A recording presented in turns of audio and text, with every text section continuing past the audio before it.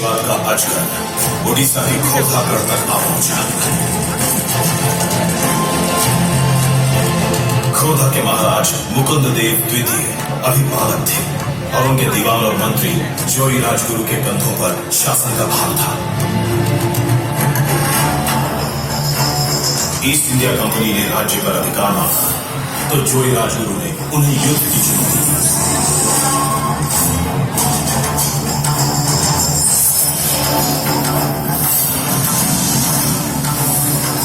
सन 1804 7,000 अंग्रेज सैनिकों के सामने मुट्ठी भर पाइकों योद्धा निर्भयता का कवच रहेगा।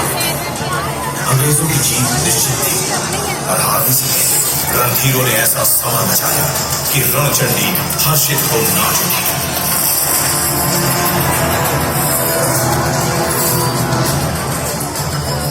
मातृभूमि में आंचल फैलाकर बलिदान स्वीकार किया।